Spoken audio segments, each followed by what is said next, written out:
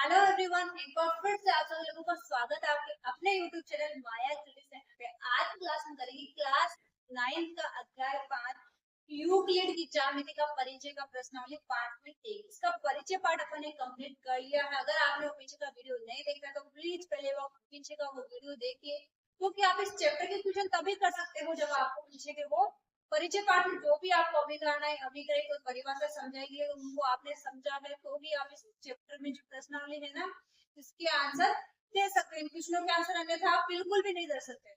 मैं लिख के दे रही हूँ, अगर आपने परिचय पाठ देखा है तो भी आप इनके आंसर दे सकते हो, अन्यथा इनके आंसर देना आसान नहीं है। तो चलिए अपन वन बाय वन करके क्वेश्चन के आंसर देते हैं और देखते हैं कि अपन ने परिचय पाठ में क्या क्या समझा था।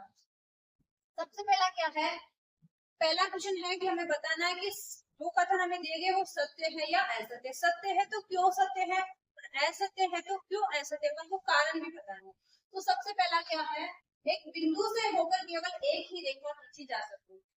अब देखिए जो पहला और दूसरा कथन आपको दिया ना, इनमें बड़ा कंफ्यूज होता है बच्चे कैसे, क्योंकि हमने क्या पढ़ा था, दो भिन्न बिंदुओं से केवल और केवल एक ही रेखा खींची जा सकती है। लेकिन बच्चे यहाँ पे कंफ्यूज हो जाते हैं, वो क्या सोच लेते हैं कि हमें तो मैडम ने बताया था एक बिंदु से केवल एक ही रेखा खींची जा सकती है, तो इसका मतलब ये सत्य है। लेकिन मैंने एक नहीं बोला था, मैंने क्या बोला था, दो भिन्न बिंदुओं से केवल और केवल एक रेखा खींची जा सकती है। तो यहाँ पे हमें कंफ्यूज किया जा रहा है।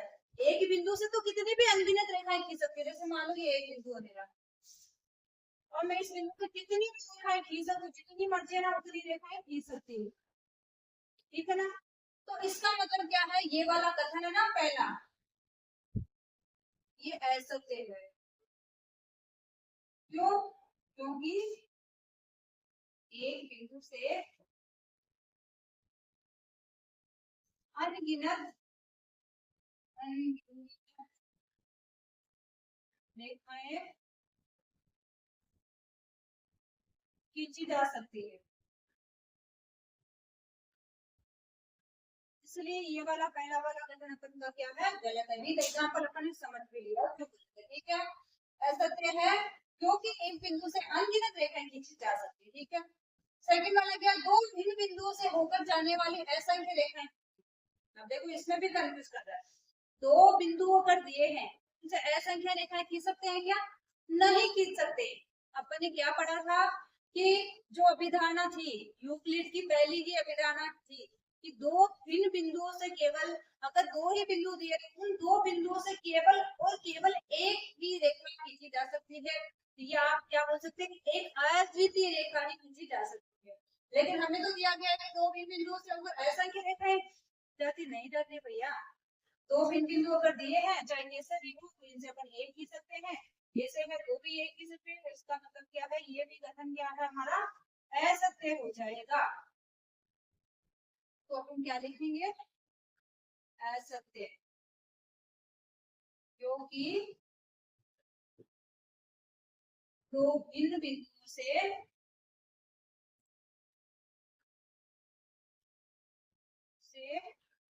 केवल एक अद्वितीय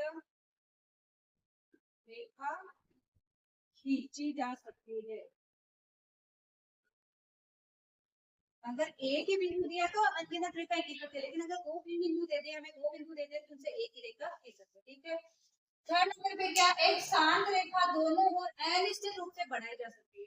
ये बात हमें पता है, हमने पढ़ा था कि एक शांत रेखा की धारणा थी, कौन सी थी, 3 नंबर वाली थी या 2 नंबर वाली, 3 नंबर वाली थी, है ना, नहीं सॉरी 2 नंबर वाली थी। 2 नंबर वाली थी कि हमारी अगर शांत रेखा है, जैसे अपन ने एग्जाम्पल भी लिया था, जैसे हमारी ये शांत रेखा है, ये रेखा है, तो इसको आप अनिश्चित रूप से दोनों ओर बढ़ा सकते, इधर भी कितना भी इधर भी कितना भी। जो हमारा शांत रेखा मतलब हमारा कोई भी एक रेखाखंड है उसको अनिश्चित रूप से बढ़ा नहीं सकते। ये वाला कथन क्या है, सत्य, सत्य क्योंकि एक शांत रेखा को वो अनिश्चित रूप से बढ़ाया जा सकता है, बढ़ाया जा सकता है, ठीक है। सत्य हो जाएगा क्योंकि एक शांत रेखा को अनिश्चित रूप से दोनों ओर जितना चाहे उतना बढ़ा सकते हैं। फिर क्या नंबर वाला, यदि दो वृत्त बराबर है तो उनकी त्रिज्याएं बराबर होती है। मान लो अगर दो वृत्त बराबर है, बराबर का मतलब एक वृत्त है उतना ही सेम का सेम वो है, सेम का सेम वो मतलब उसके सभी माप भी बराबर होंगे। माप बराबर है इसका मतलब वो क्या हो जाएगी, समपाती हो जाएगी। बराबर है इसका मतलब समपाती होंगे। समपाती होने का मतलब क्या है, एक वृत्त के ऊपर दूसरा वृत्त रखे तो वो एक दूसरे को ढक लेते हैं। या फिर अपन क्या बोल सकते हैं, अगर समपाती है तो उनके माप भी आपस में बराबर होंगे। तो माप कहने का मतलब क्या, उनका त्रिज्या व्यास उनकी सबकी सब चीजें क्या होगी, परिधि सबकी सब क्या होगी, बराबर होगी। बराबर होगी तो उनकी समपाती है, इसका मतलब त्रिज्या भी बराबर होगी। तो हम क्या लिखेंगे, अगर वृत्त बराबर है,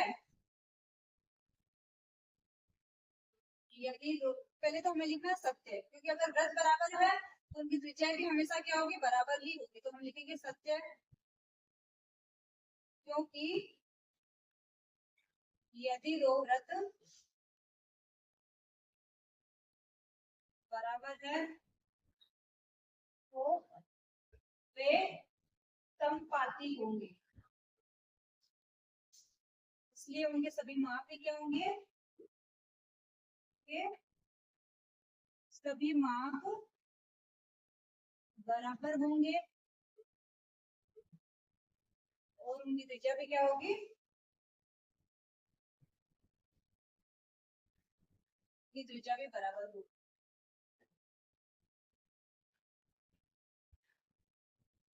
ठीक है, सबको क्लियर हो गया।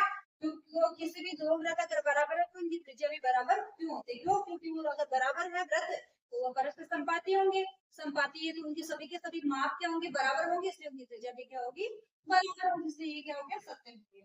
पांचवा क्या, यदि ए बी बराबर पी क्यू है और पी क्यू बराबर एक्स वाई है तो ए बी बराबर एक्स वाई होगा। हमें पता है कि भाई ए बी और बी क्यू बराबर है और ऐसे पी क्यू और एक्स वाई भी बराबर है, तो ये तीनों के तीनों आपस में बराबर होंगे कि नहीं होंगे।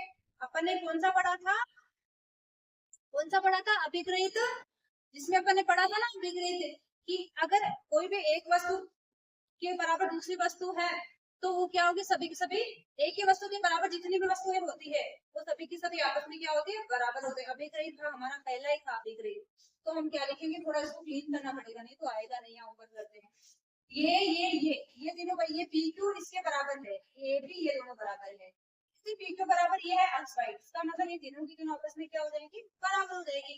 अपन एग्जांपल लेके समझा था ना परिचय पाठ, सेम वो वाली बात है। तो पहले क्लीन करते फिर इसका आंसर लिखते। अब देखिए इसका आंसर कैसे लिखेंगे, पांचवे का ये क्या हो जाएगा, सत्य हो जाएगा। क्यों, क्योंकि जो वस्तु है,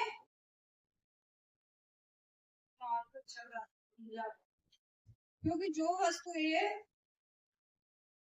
एक ही वस्तु के बराबर होती है ना, बराबर होती है, वह एक दूसरे के भी बराबर होती है।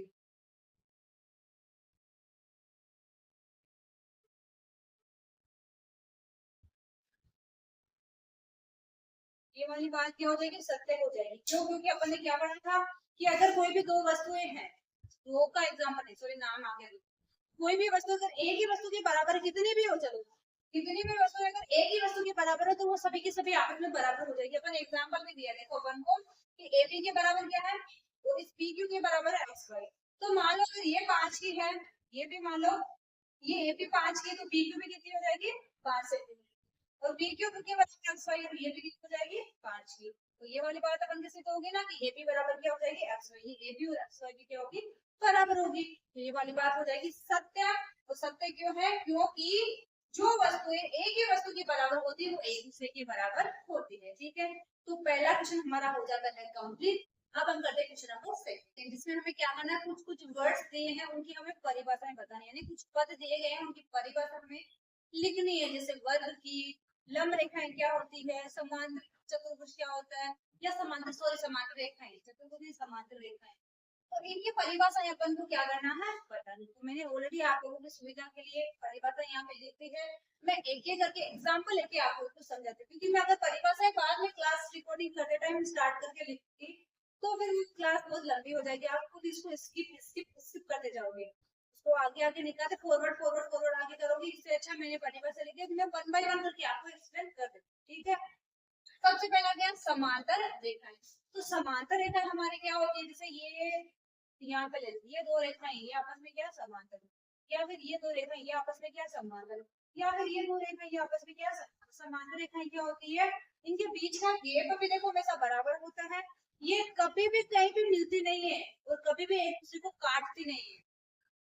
समांतर रेखाएं कौन सी होती है, जो कहीं पर भी तो मिलती नहीं है, कहीं पर भी एक दूसरे को काटती नहीं है, इनके बीच में जो दूरी होती है ना ये गैप, ये हमेशा बराबर चलता है। जैसे ट्रेन की पटरियां, ट्रेन की पटरियां क्या होती है, समांतर रेखाओं की श्रेणी में आती है, क्योंकि वहां पे क्या होता है उनके बीच का गैप हमेशा बराबर रहता है, वो कहीं पे भी मिलती नहीं, सीधी सेम चलती जाती है, तो वो होती है समांतर रेखा। तो परिभाषा में देखें तो क्या होता था, समांतर रेखा एक वे होती है जो ना तो कभी एक दूसरे को काटती है ना ही एक दूसरे से मिलती है। ठीक है, तो आप सब क्लियर हो गया समांतर रेखाएं कौन सी होती है। अब बात आती है लंब रेखा। लंब रेखाएं क्या होती है, अब देखिए लंब रेखाएं क्या होती है, लंब रेखाएं वे होती है जो एक दूसरे को केवल एक ही समकोण में काटती है।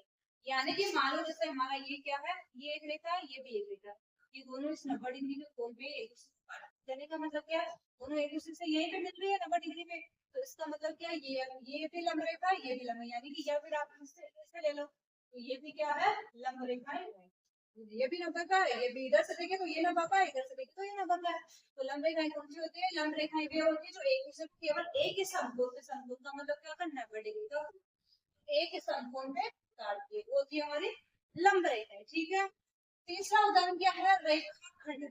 रेखाखंड अपन ने जब अपनी करा था वो अभिधारणाएं अभी रही तो अभी हाँ अभिधारणा में पढ़ा था अच्छे से कि रेखाखंड क्या होता है, एक ऐसी शांत रेखा होती है जिसे दोनों और अनिश्चित रूप से बढ़ाया जा सकता है, रेखाखंड। जैसे हमारी क्या थी, ये तो शांत रेखा थी ना, उसको आप अनिश्चित रूप से इधर कितना भी बढ़ा दो, इधर कितना भी बढ़ा दो, ये क्या कहलाता है, रेखाखंड कहलाता है। ठीक है ना, शांत रेखा ही हमारी क्या कहलाता है, रेखाखंड। इसको अनिश्चित रूप से दोनों बढ़ा जा सकता है।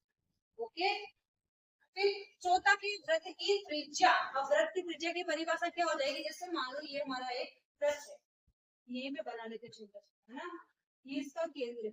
अब इस केंद्र को ना, ये वृत्त की क्या होती है, ये जो गोला होता है ना, ये क्या होता है, वृत्त का परिधि होती है, ये क्या होता है, वृत्त का केंद्र होता है। अब इस केंद्र को अगर आप इधर मान लो कहीं पे भी किसी साइड में बढ़ा दो, अगर आप इस केंद्र से इधर बढ़ा दो या फिर आप इधर बढ़ा दो या फिर आप इधर बढ़ा दो, तो केंद्र पर उस परिधि को मिलाकर ये वाली रेखा है, यही क्या कहलाती है, वृत्त की त्रिज्या। जो लाइन या जो रेखा है ना, वृत्त के केंद्र से वृत्त की परिधि को मिलाती है, वो मिलाने वाली रेखा ही क्या कहलाती है, वृत्त की त्रिज्या। तो इसकी परिभाषा क्या हो जाएगी, किसी भी वृत्त के केंद्र को परिधि से मिलाने वाली रेखा की लंबाई को ही वृत्त की त्रिज्या कहते हैं। जैसे ये वृत्त था, ये इसका केंद्र था, पहले त्रिज्या नहीं थी अपन के पास में, उस वृत्त के केंद्र को जब अपन ने परिधि से मिलाया तो जो परिधि से मिलाने पे जो लाइन बनती है ना, वो लाइन ही उस रेखा को, उस लाइन या उस रेखा की लंबाई वृत्त की त्रिज्या कहलाती है। ठीक है, फिर नेक्स्ट है लास्ट क्या, वर्ग। वर्ग का तो सबको पता ही है कि जैसे ये हमारा क्या होता है, वर्ग होता है। इस वर्ग के सारे कोण क्या होते हैं, 90 डिग्री यानी समकोण होते हैं। उन वर्ग की चार भुजाएं भी आपस में क्या होती है, बराबर होती है। ये सभी की सभी क्या होती है, आपस में बराबर। की परिभाषा लिखना चाहिए तो क्या लिख सकते हैं, वर्ग हमारा क्या होता है, चतुर्भुज आकार का होता है। ऐसा चतुर्भुजाकार, ऐसी चतुर्भुजाकार आकृति जिसमें सभी भुजाएं बराबर होती है तथा प्रत्येक कोण 90 डिग्री का है, या इसका प्रत्येक कोण 90 डिग्री का हो, वर्ग कहलाता है। तो ये परिभाषा आपको ध्यान से समझनी है, क्योंकि परीक्षा में आपकी एक ना एक परिभाषा तो आती है, इसलिए आपको ध्यान से पढ़ के जानी है। परिभाषाएं, अभिधारणाएं, अभिग्रहित, सब के सब चीजें आपको अच्छे से समझ के जानी है। मैंने आपको सभी की सभी एकदम एग्जाम्पल ले लेके अच्छे से समझा दिया है। एग्जाम्पल लेके इसलिए समझाया जाता है ताकि अपन को याद रहे, केवल परिभाषाएं बोल देने से याद नहीं रहती, एग्जाम्पल लेके समझेंगे तो अपन को याद भी रहेगा। ठीक है, तो इसी के साथ हमारा सेकंड क्वेश्चन हो जाता है कंप्लीट। अब हम आते हैं थर्ड क्वेश्चन में बहुत सारे क्वेश्चन करने हैं, छोटे छोटे कई क्वेश्चन के आंसर करेंगे। जैसा कि बोला गया है कि दो भिन्न बिंदु ए और बी दिए रहने पर एक तीसरा सी ऐसा विद्यमान है जो ए व बी के बीच स्थित होता है। तो सबसे हम क्या करते हैं, जैसे जैसे क्वेश्चन में हमें दिया वैसे लिखते हैं। हमें क्या दिया है, ए और बी दो बिंदु दिए हमें, ये मान लो ए बिंदु है, ये से मिलकर ए देखा जा सकती है। एक तीसरा बिंदु सी ऐसा विद्यमान है जो ए और बी के बीच स्थित है। ये ए और बी दो बिंदु था, इनके बीच में कहीं पे मान लो बिंदु सी। ठीक है, एक तो कंडीशन ये है। दूसरा वाला क्या, यहाँ कम से कम ऐसे तीन बिंदु विद्यमान है कि वह एक रेखा पर स्थित नहीं है। अब क्या बोल रहा है, यहाँ पे तीन बिंदु तो स्थित है, विद्यमान तो, लेकिन एक ही रेखा पे नहीं है। तो मान लो ये ए और बी, तो एक यहाँ पे दो बिंदु है और सी है ना वो एक अलग ही, ठीक है ना, एक रेखा पे विद्यमान नहीं है। अब जैसे बोला था वैसे अपन है दर्शा। अब क्या बोल रहा है, क्या इन अभिधारणा में कोई अपरिभाषित शब्द है? तो यहाँ तो बहुत सारे अपरिभाषित शब्द है, बिंदु है, रेखाएं हैं, इनको किसी को परिभाषित ही नहीं किया है। लेकिन हाँ, यहाँ कई अपरिभाषित शब्द है, जैसे बिंदु, रेखाएं, ठीक है ना। एक का आंसर हो गया। क्या ये अभिधारणा अविरोधी है? तो ये बोला कि ये दोनों अभिधारणा अविरोधी है। क्या ये अविरोधी तो नहीं है, तो संगत, लेकिन ये क्या कर रही है, दोनों अलग अलग सिचुएशन बता रही है। एक तो बता रही है कि एक रेखा पे 3 बिंदु है, एक क्या बता रही है, एक रेखा पे 2 बिंदु और एक सी अलग से विद्यमान है। तो हम क्या लिखेंगे, ये अभिधारणाएं संगत है, लेकिन यह अलग अलग स्थितियों से संबंध रखती है, ठीक है। फिर आगे क्या बोल रहा है, क्या ये यूक्लिड की अभिधारणाओं से प्राप्त होती है? यूक्लिड की अभिधारणाओं से प्राप्त होती है? नहीं, ये यूक्लिड की अभिधारणाओं से प्राप्त नहीं होती। ये क्या है, यूक्लिड का जो अभिग्रहित है ना, कौन सा था, 5.1, उसका अनुसरण जरूर करते। क्या लिखेंगे, क्या था 5.1 कि एक दो दिए गए दो बिंदु से केवल एक रेखा ही खींची जा सकती है। तो हम क्या लिखेंगे, क्या बोला गया, क्या ये यूक्लिड की अभिधारणाओं से प्राप्त होते हैं? लिखेंगे नहीं, यूक्लिड की अभिधारणाओं यहाँ पे ना, अभिधारणा से प्राप्त, से आ गया ना, से प्राप्त नहीं होती है, परंतु यह यूक्लिड की अभिग्रहित से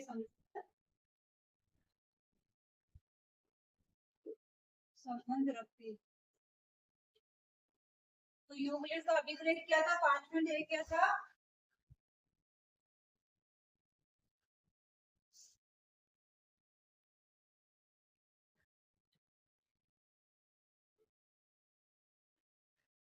दिए गए दो बिंदु से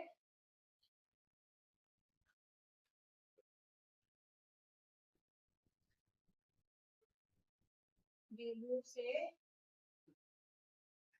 केवल एक अद्वितीय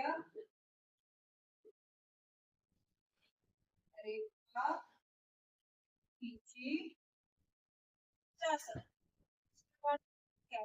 इसका आंसर देखते हैं, ये यूक्लिड की अभिधारणाओं से तो प्राप्त नहीं होते, परंतु ये यूक्लिड की अभिग्रहित से संबंध रखती है। अब अभिग्रहित क्या था वो भी लिख देना। अभिग्रहित 5.1 क्या था, दिए गए दो बिंदु से केवल एक अद्वितीय रेखा खींची जा सकती है। तो आई होप आप सब लोगों को थर्ड क्वेश्चन एकदम अच्छे से क्लियर हो गया होगा। अब हम करते हैं क्वेश्चन नंबर 4। देखिए हमारा क्वेश्चन नंबर 4 वाला क्वेश्चन बड़ा ही इंटरेस्टिंग क्वेश्चन है, एकदम छोटा सा आंसर है लेकिन इंटरेस्टिंग बहुत है। और ये क्वेश्चन जो अपने पीछे अभिग्रहित अभिधारणाएं पढ़े थे ना, उन्हीं से रिलेटेड क्वेश्चन आ रहे हैं, उन्हीं को याद कर करके समझ कर करके हमें आंसर दे।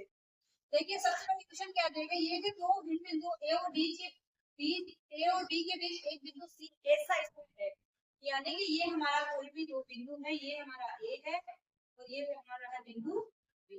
इनके बीच बिंदु सी ऐसा स्थित है कि ए सी बराबर बी सी है, यानी कि ए सी और बी सी दोनों बराबर। इसका मतलब जो सी बिंदु ना वो इन दोनों के बीचों बीच में स्थित है।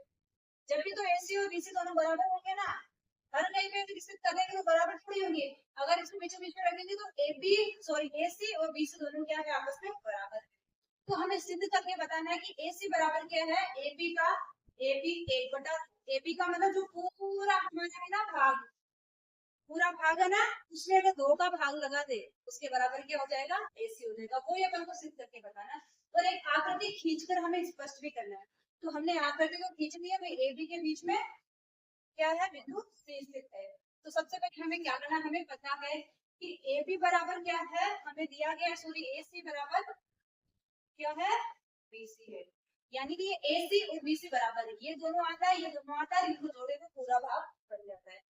अब हमने पढ़ा था यूक्लिड की अभिग्रहित जो हमारे थे, उसमें दूसरा अभिग्रहित क्या था, बराबरों में बराबर को जोड़ा जाता है तो पूर्ण भी बराबर होते हैं, पढ़ा था ना।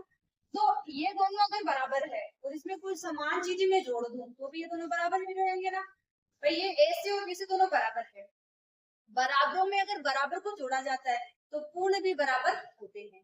अगर मैं इसमें भी ऐसे जोड़ दूं, थोड़ा इसको धूप लिखते हैं ना, बराबर है 20, अगर मैं इसमें भी ऐसे जोड़ दूं, इधर भी ऐसे जोड़ दूं, भाई ये दोनों एसी और बीसी तो पहले से बराबर थे, मैंने इसमें भी ऐसे जोड़ा, इसमें भी ऐसे जोड़ा, तो भी दोनों बराबर ही होंगे ना। अब इसको सोचा करो, एसी और एसी कितने हो जाएंगे, 2ac बराबर, देखो बीसी और एसी दोनों का जोड़ किसके बराबर है, एबी के, क्योंकि बीसी प्लस एसी यानी आधा ये तो टोटल क्या है, एबी है, तो इसको अपन क्या लिख सकते हैं, ए, क्योंकि हमें पता है चूंकि ए सी प्लस बी सी बराबर क्या है, बी के। अगर किसी को याद नहीं रहता है तो मैंने यहाँ पे नोट भी डाल दिए, ये ए सी और ये बी सी दोनों का टोटल ही तो क्या है, पूरा तो ए बी है ना हमारा रेखाखंड, तो हमने लिख दिया 2ac बराबर ए। अब इस दो को क्या करेंगे, गुना में तो उधर लेके जाओ तो भाग में चला गया नहीं, तो ए सी बराबर क्या हो जाएगा, ए बी बटा, या फिर आप इसको क्या लिख सकते हो, 1/2 गुना में क्या है, ए बी, यानी कि इधर गुना में तो भाग में आ गए। अब गणित में जनरली क्या होता है, हमारा अल्फाबेट होता है ना, जैसे भाई कोई भी अक्षर दिए हुए इनको अलग दर्जा देता है, अंक गणित का अलग, एक दो अगर बट्टे में है तो उसको डायरेक्ट दो तो ऐसे ऐसे को लिख नहीं सकते, दो बार ये भी है नहीं निकल, तो इस दो को क्या करेंगे, एक के बट्टे में लेके इधर साइड में लिखेंगे, इधर ये भी हमारा आ जाएगा। तो अपन ने सिद्ध कर दिया है कि ए सी बराबर क्या है, 1/2 ए बी है, यानी ए बी में अगर दो का भाग लगाते हैं ना, पूरा ए बी है, उसका आधा करते हैं ना, ए सी के बराबर, ठीक है। तो बहुत ही आसान तरीके से अपन ने सिद्ध कर दिया है कि ए सी बराबर क्या है, ए बी का आधा है या 1/2 अंक ए बी, ठीक है। तो क्वेश्चन नंबर 4 हमारा हो जाता है कंप्लीट। अब हम करते हैं क्वेश्चन नंबर 5। पांचवें क्वेश्चन में हमें क्या करना, जो हमने क्वेश्चन नंबर 4 दिया था ना, उसी से थोड़ा सा चेंज करके इन्होंने दिया है, यानी कि हमें कोई भी एक रेखाखंड दिया है, उसका हमें पता है कोई भी एक रेखाखंड होता है, उसके दो बिंदु होते हैं, ए और बी, उसके बीच में क्या होता है, एक तीसरा बिंदु होता है, जैसे मान लो सी होता है, लेकिन हमें क्या बोल दिया गया, मध्य बिंदु केवल दो रेखाखंड है, सॉरी एक रेखाखंड का केवल और केवल एक मध्य बिंदु होता है। लेकिन यहाँ पे हमें क्या दे दिया गया है कि हमें क्या मान लेना है कि सी रेखाखंड है ना, सॉरी सी रेखाखंड ए बी का एक मध्य बिंदु है, तो हमें सिद्ध करके भी बताना है कि एक रेखाखंड का केवल एक मध्य बिंदु होता है। तो अब क्या करते हैं, एग्जाम्पल लेके इसको समझते हैं। हम क्या मान लेंगे, माना कि हम मान लेंगे कि किसी भी एक रेखाखंड के दो मध्य बिंदु सी और डी, तो हम क्या मानेंगे, माना कि रेखाखंड ए व बी के दो मध्य बिंदु है, सी व डी है। जैसे मान लो ये मेरा एक रेखाखंड है ए बी, उसका एक मध्य बिंदु है सी, अगर मध्य बिंदु डी है, मान लो अगर सी नहीं है डी है, तो डी भी क्या होगा, यहाँ पे अगर मध्य बिंदु है तो एकदम मध्य बीच में होगा, तो एक ही रेखाखंड के दो मध्य बिंदु कैसे हो सकते हैं, उसी बात को अपन को सिद्ध करना है कि दो मध्य बिंदु नहीं है तो एक ही होगा, ये वाली बात अपन सिद्ध करते हैं। हमें पता है कि भाई हमारा जो प्रश्न 4 में हमने क्या देखा था कि ए सी बराबर क्या होता है, 1/2 ए बी के, तो हम क्या लिखेंगे, अगर अपन मध्य बिंदु सी को मानते हैं तो क्या लिखते हैं, ए सी बराबर क्या होता है, 1/2 ए बी, इसको अपन नाम दे देंगे समीकरण नंबर। अगर इसी प्रकार से हम सी डी को मध्य बिंदु मानते हैं तो हमें पता है कि ए सी बराबर क्या होगा, 1/2, अगर मेरे सी मध्य बिंदु है जब, तो ए सी बराबर क्या होगा, ये ए सी किसका आधा हो जाएगा, पूरी जो हमारा रेखा बना ना ए डी उसका आधा। अगर डी को मध्य बिंदु मान रहे हैं तो क्या हो जाएगा, ये ए डी बराबर क्या हो जाएगा, इस पूरे रेखा बना ना ए बी इसका आधा, ये हो जाएगा समीकरण नंबर। अब इन दोनों को क्या करेंगे, आपस में घटा देंगे, लिखेंगे ए सी बराबर 1/2 ए बी, यहाँ पे लिखेंगे ए डी 1/2, इसमें से इसको हटा देंगे, ये घटाने पर लिख देंगे, घटाने पर चेंज हो जाएंगे, चेंज कर देंगे, ये तो हो जाएगा माइनस का, ये भी माइनस का, ये देखो प्लस माइनस का इससे पूरा कट हो जाएगा, ये आ जाएगा AC माइनस, और इधर घटाने पे क्या आया है। अब हमें पता है कि AC बराबर क्या है, AD है। हमें पता है ये AC और AD बराबर क्यों, क्योंकि अगर आप C को मध्य बिंदु रखोगे जब, तो AC भी उतना ही, अगर D को मध्य बिंदु रखोगे तो AD भी उतना ही है, तो हम क्या लिख देंगे AC बराबर A। हमें पता है कि अगर अपन एक बार C रखते हैं एक बार D रखते आएंगे तो A पे ना एक दूसरे को ढक रहे हैं, अगर C के ऊपर हम D को रख रहे हैं तो C को ढक लेगा, D के ऊपर C को रख रहे तो C को ढक ले, D के ऊपर C को रख रहे तो D को ढक लेगा, C के ऊपर रख रहे तो C को ढक लेगा। इसका मतलब दोनों क्या एक दूसरे को ढक रहे हैं, इसका मतलब दोनों क्या समपाती है, तो हम लिखेंगे C व D दोनों समपाती है। मतलब क्या हो जाएगा, एक रेखाखंड का केवल और केवल, रेखाखंड का केवल एक ही मध्य बिंदु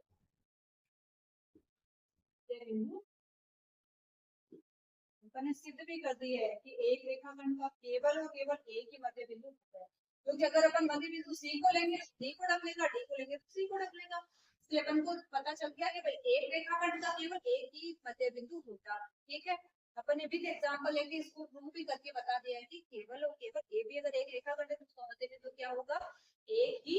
ठीक है, अब हम बढ़ते क्वेश्चन नंबर 6 की तरफ। यहाँ पे अपन ने थोड़ा सा गड़बड़ कर दी कि AC माइनस AD है ना कि AC माइनस AD करा था तो क्या है, 0 आया, इसमें से इसको घटाया था 0 आया। ठीक है, यहाँ पे AC माइनस AD है ना कि 1। अब देखिए हमारा क्वेश्चन नंबर 6 बहुत ही छोटा सा आंसर है, बिंदु में करने वाला है।